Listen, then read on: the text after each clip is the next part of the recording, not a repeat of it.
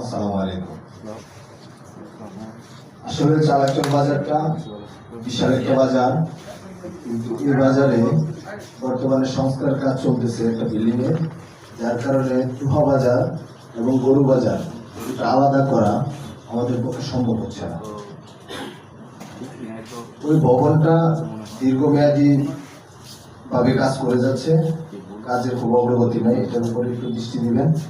এবং চালাচল গরু বাজারে পাশে আমাদের একটা রাস্তা, এই রাস্তার মধ্যে পর্যন্ত আমাদের সবজির দোকান যারা আছে সবাই বসতে হয়, পর্যাপ্ত জায়গা নেই।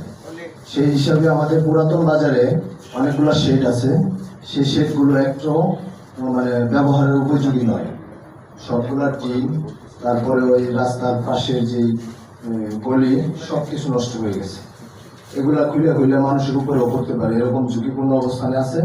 এগুলো একটু সুদৃষ্টি দিবেন এবং দেখবেন।